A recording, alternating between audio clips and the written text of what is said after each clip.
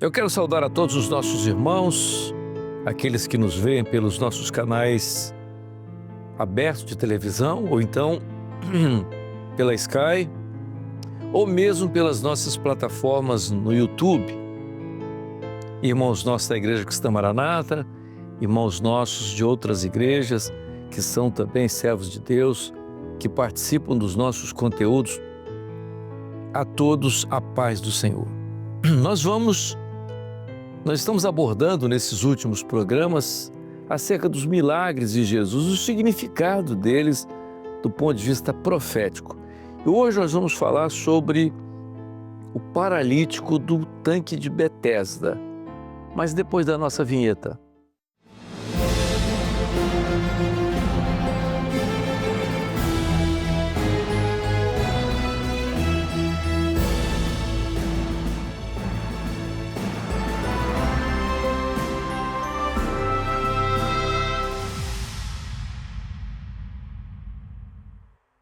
Os irmãos, quando leem os evangelhos, e vamos aqui falar no evangelho de João, precisamente, quando João fala do paralítico, que foi curado, paralítico, lá no tanque de Betesda. Os irmãos já observaram que há várias formas de Jesus curar, e há muitas aplicações das curas, há formas diferentes. É claro, nós sempre temos dito que em todas as curas, como já falamos, em todos os milagres, há um sentido que nós sabemos que é um sentido profético de tudo aquilo que é o ministério de Jesus.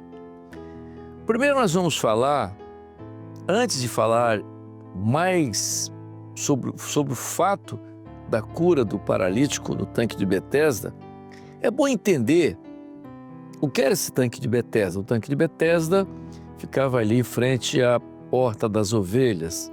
O tanque de Betesda, ele era conhecido também, se for usar a palavra no aramaico, significava tanque da misericórdia, no próprio hebraico, o tanque das ovelhas.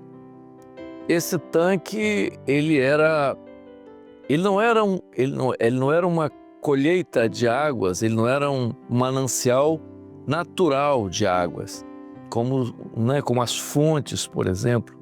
Jerusalém tinha há uma fonte citada em Jerusalém, por exemplo, a fonte de Gihon, que é uma fonte natural. Mas o tanque de Betesda, ele era uma fonte artificial, ele foi criado como um tanque para colher água de chuva. Tinham vários tanques. No tempo de Jesus, os 2 tanques tinham vários alpendres. Alguns tanques eram bastante profundos. Há várias descrições sobre a utilização, a importância desses tanques. Alguns diziam que eram para lavar as ovelhas antes do sacrifício, ou utilizar a água em Jerusalém e tal, na cidade. Mas havia uma certa importância para a cidade do tanque de Betesda. Porém, criou-se, o último tanque foi criado mais ou menos 200 anos antes de Jesus. Os tanques todos foram criados bem antes de Jesus.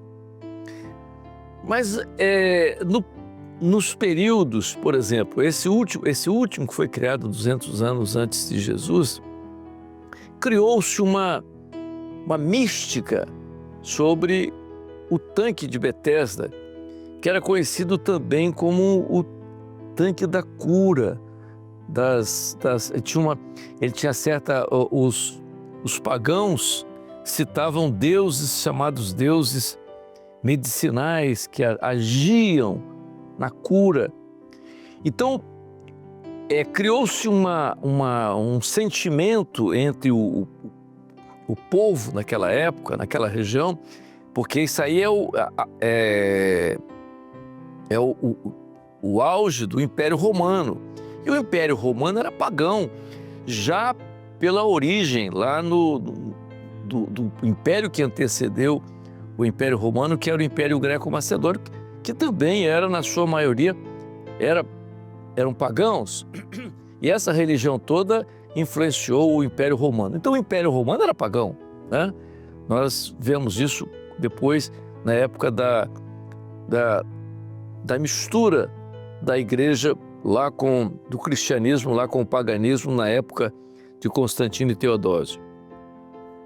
Então criou-se em torno desse tanque de Betesda uma cultura religiosa mística e supersticiosa, e que esse tanque ele era milagroso, que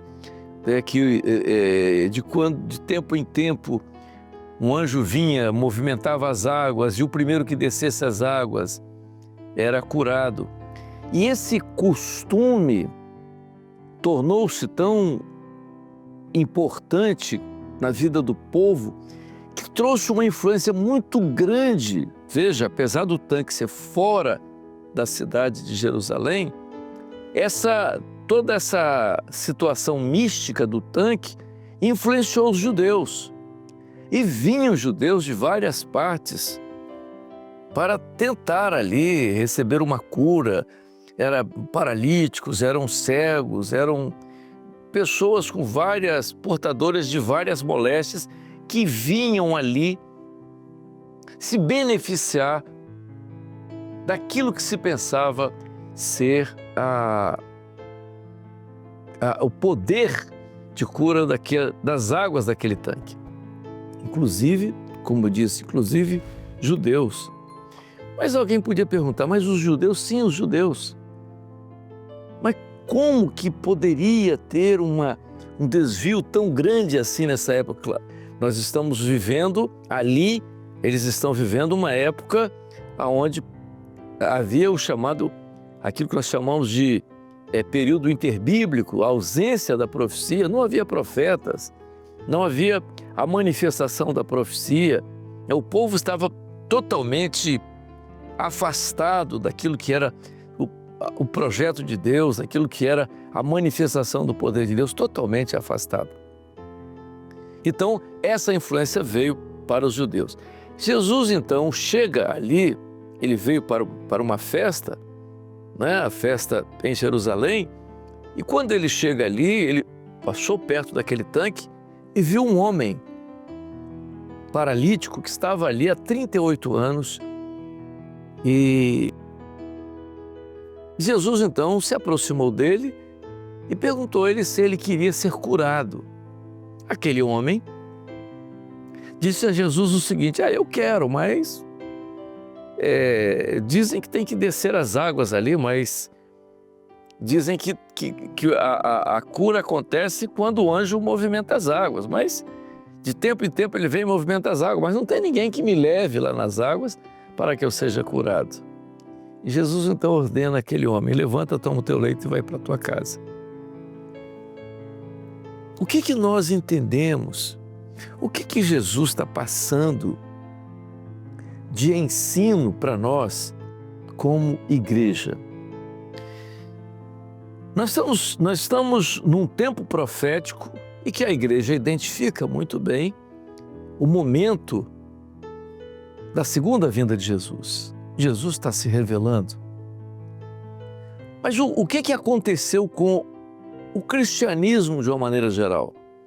O cristianismo, de uma maneira geral, quando perdeu todo o profético, e a situação do tempo onde Jesus encontra esse homem aí, no tanque, mesmo aqueles que se diziam conhecedores, né, cristãos, que tinham uma experiência, quando eles se afastaram do profético, isso é importante observar, que quando você fala de cristianismo, o cristianismo teve várias etapas, como nós temos visto nas 7 cartas do livro de Apocalipse. Mesmo os movimentos pentecostais, à medida que eles vieram se afastando do Pentecostes, eles entraram numa situação muito parecida com o momento que Jesus depara com esse homem aí. Ou seja, as pessoas começam a querer achar que o poder de Deus se revela dessa forma. Tudo que acontecia em torno do templo, do tanque de Betesda era místico e supersticioso. E aquele homem estava ali na dependência de tudo isso que havia contaminado não só ele, mas judeus que tinham um conhecimento daquilo que era a palavra que existia até aquele momento, mas eles estavam também envolvidos por tudo aquilo que era o desvio de Deus para o paganismo, que era um culto totalmente idólatra. A experiência ali, quando Jesus cura aquele paralítico, o que ele está mostrando? Nessa hora, a grande experiência do homem é com Jesus. E a experiência do homem com Jesus é quando Jesus se revela a ele. O homem, ele está buscando alguma coisa dentro daquilo que é místico, supersticioso. O homem busca hoje Jesus no místico e no supersticioso. Os movimentos pentecostais, quando eles se desviaram do Pentecostes, eles entraram dentro disso, do culto àquilo que é místico, supersticioso, aquilo que é material. É aquilo que é o objeto que vai, quer dizer, as águas daquela piscina que não eram naturais, que era uma coisa artificial, não era uma fonte de águas, não era colheita de água da chuva. Eles estavam voltados para aquilo e a esperança daquele homem era ali, naquilo que era místico, supersticioso, quando Jesus se revela e diz a ele: levanta o teu leito e vai para a tua casa. O que era o paralítico? O que é o paralítico?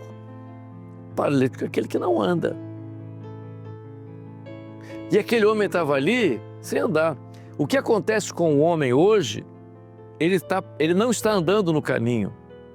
Por quê? Porque ele está na dependência de caminhar segundo essa tradição, que é o costume de tudo que aí está. O cristianismo se tornou místico. Nós podemos pegar isso quando lá no Império Romano, quando a igreja se mistura com o Império Romano lá em Pérgamo, na carta à igreja de Pérgamo, quando o poder romano, quando o Império Romano se mistura com o cristianismo e o paganismo vem para dentro da igreja, todos os costumes pagãos vêm para dentro da igreja. E a igreja caminhou dessa forma, a palavra desapareceu, a palavra foi escondida. Quando os judeus vieram aí no templo do tanque de Betesda, eles também se esqueceram de tudo aquilo que Deus havia feito no passado e eles ficaram simplesmente com aquilo que é material, físico, supersticioso, místico, e se esqueceram daquilo que era o poder de Deus. Quando nós caminhamos no tempo, passamos pela igreja de Sardes, e nós estamos vendo isso hoje na nossa escola bíblica, os restantes, quando a palavra é novamente resgatada, o que ela nos traz? Ela resgata a fé. A fé em quem? A fé naquilo que é Jesus vivo, não é? Jesus vivo, essa fé que é aquilo que se diz hoje, nós falamos no seminário, substância de Deus, aquilo que provém da graça, que é aquilo que veio da eternidade e passa pelo homem. Isso não é material, isso não é físico, isso não é místico, mas isso depende da revelação de Jesus. Então, quando Jesus se revela àquele homem, o que mostra para aquele homem? Você tem que andar, não desse jeito, mas levanta, toma o teu leito e vai para a tua casa. Vai andar agora de outra forma. A experiência do milagre do paralítico de Betesda é a experiência do homem, do paralítico hoje, que está ali, né, como aquele estava há 38 anos esperando o quê? O movimento das águas. Estão vivendo de movimentos.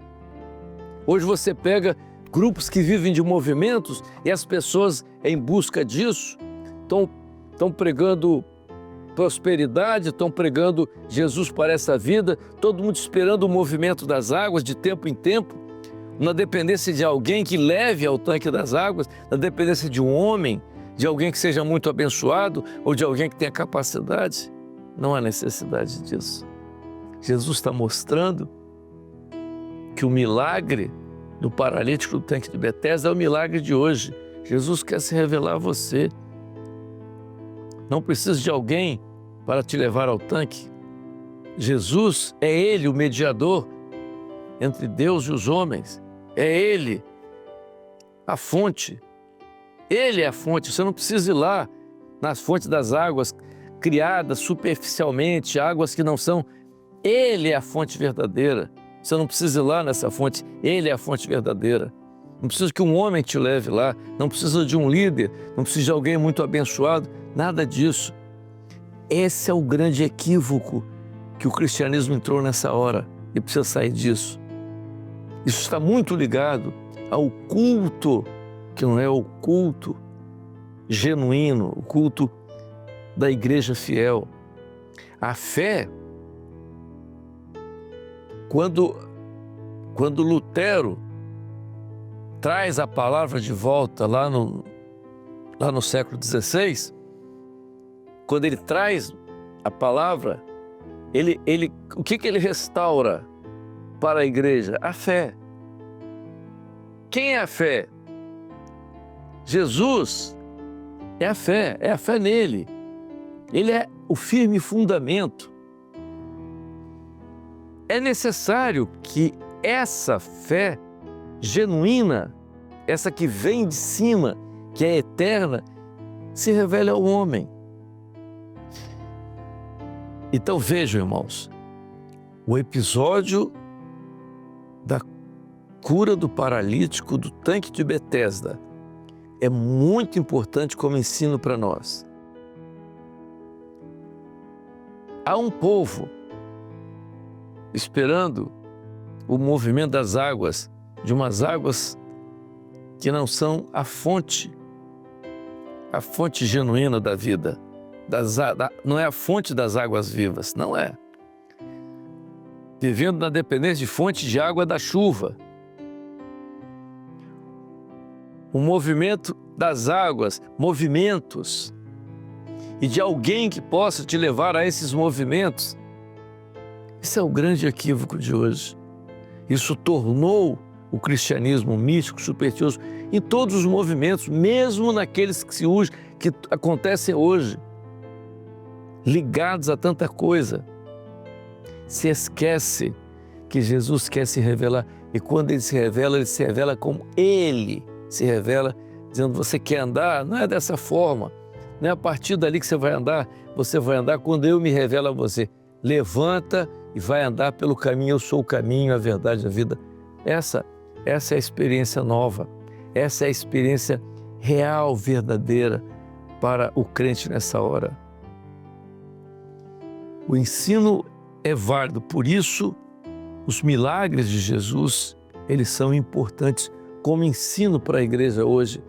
E nós temos que ver hoje como eles são atuais, como eles são tão importantes hoje, no dia de hoje, na vida da igreja, na igreja que examina, que vê na palavra, que olha na palavra e contempla o tempo que ela está vivendo, o momento que ela está vivendo, porque a igreja verdadeira, ela faz isso.